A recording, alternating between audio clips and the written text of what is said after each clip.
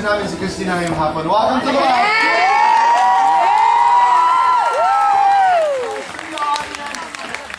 our studio audience, welcome to the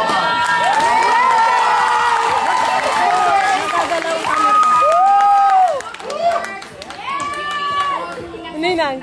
Welcome! Love you! Ako naman mga kaibigan, kanina ako'y kabado sa Katiklan. I came from Boracay. Akala ko hindi ako makakabalik dito sa Maynila dahil sa panahon. But thank you, Air Philippines. That you're here. They're ahead of schedule, yes. Dahil masama panahon po mga kaibigan, akala namin ay hindi kayo makakalipad pabalik ng Maynila. But you're here right now. I delivered a speech on leadership before the Philippine Association for Campus Student Advisors. Friends sa Florida, marami pang iba. At napakasarap kausapin ng mga bata at lahat silang mga kapamilya. Marami. There were over, less than 1,000, over 500. Mga gano'n. Maraming salamat po. Well, let's also congratulate, of course, the Philippines started Yes. 25 years. Tayo naging host along with India and Ay, Alas. 25 years of Pero alam niyo po kaibigan, kahapon, medyo makulimlim, umulan sa Boracay.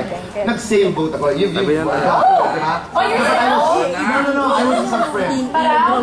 Yes, parang talaga. Yung, you know, and then, tinitingnan mo yung shoreline ng Boracay. Iba yung pride, mga kaibigan. It's beautiful. Kaya sinasabi ko sa lahat ng ating mga kababayan dito sa Pilipinas, go around your country. It's a beautiful country. And there are about 11 million Filipinos around the world. All you have to do is go back to your country, visit us, and tell one foreigner about how beautiful the Philippines is. And this is going to be a great country. How many islands? Dito po, how many islands in the Philippines?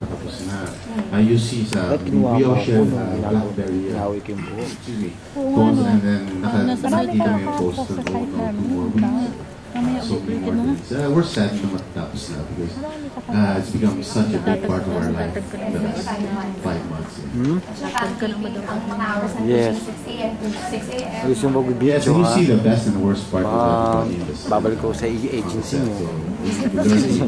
We've got to love each other.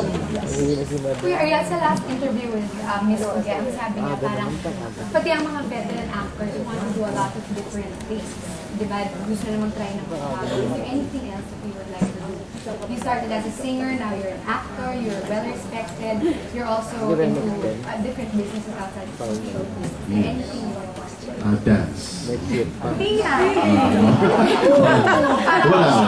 Wala. I just love what I do.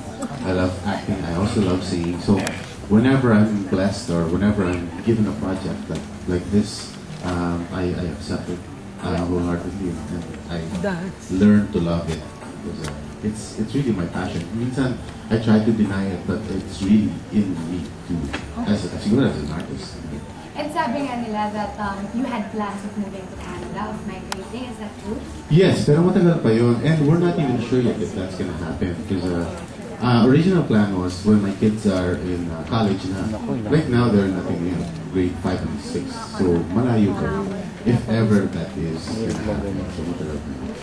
Is there anything else that you would like to say to your supporters? Nanonood lang mula sa puso. I want to thank them. To this day, I've done a lot of shows, but for this one, I guess kasi iconic tong show na to, marami kong natatanggap na mga texts from abroad or from here, how the show is so wonderful, how much they love the show. So gusto ko lang pasalamat sa lahat ng mga sumusuporta sa amin, the people who watch. Sincerely, thank you. From not only from me, from the cameraman to the staff, lahat kami nagpapasalamat kami sa kanila. May nangyari ba na karumal-dumal? May nangyari ba na pang-aabuso? May nangyari. Agad na hiningan ng dubas ng panig ang ASCAP kaugnay sa issue. No comment. I have no comment on anything. I mean, all of that it's a bunch of nonsense to me right now, so I don't even care for it. I don't listen to anything that comes out of, her mouth. Maging ang di mo ni mas naging malapit kay Amanda na si Simon, tila ikinairita rin ang tanong tungkol sa di mo naging ugnayan nila ng nasabing model. I just want to talk about the game. If you want to talk about the game, that's not a problem. No comment on that. you know, we're obviously disappointed right now, so we don't need to be talking about that. Paglilinaw naman ng ilang pang miyembro ng ASCAP, hindi raw nakaka-apekto ang nasabing kontrobersiya sa kanilang naging laban. No. I think that whole stuff, the things that were untrue, I think that didn't really affect the team. We all carried on. We went away, which I think was good for the team. Get away from Manila, went to Bahrain and Kuwait, and where that thing wasn't brought up. And I think the players did well and were very professional about the whole thing. Dagdag pa ng ilan sa kanila, hindi raw nila pinag-uusapan ang mga ganitong bagay sa grupo. Lalo't alam nilang bahagi lamang ng kanilang kasikatan ang mga intriga. As far as I'm concerned, it's just gossip.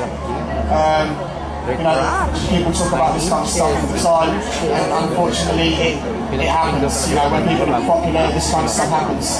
You know, we don't lose sleep over it, we don't waste our breath talking about things. Paglilinaw pa ng grupo, wala umano silang planong gawing laban kay Amanda sa kabila ng mga naging pahayag nito. I mean, she hasn't done anything, you know? I mean, she hasn't done anything, so it's, you know, what's there to do anything about, you know? So, I mean, we're just happy we got our game over with. At ngayon, matapos maugnay sa sari-saring kontrobersiya dahil na rin sa mga babae, isang bagong pangalan pa ang muling iniugnay sa isa sa mga miyembro ng ASCALs, si Jessie Mendiola di umano. Matapos ipahayag ng ASCALs player na si Paulo Pascual ang kanyang paghanga kay Jessie, agad na nagkapalitan ng tweets ang dalawa. Kasunod nito, ang balitang lumalabas na raw sila at iniimbitahan pa umano ng grupo si Jessie na manood ng kanilang laban. At ang untold showbiz secret sa usaping ito, ibinuko ng ilang kasamahan ni Paulo sa grupo, uncensored. I think they're dating. I saw them in Starbucks like a few weeks ago, but I'm not sure what's maybe they're just friends, but they went to Starbucks for a drink. This is confidential information. Between the two. We don't want to tell a lot about stuff, like I'm pretty sure they're dating.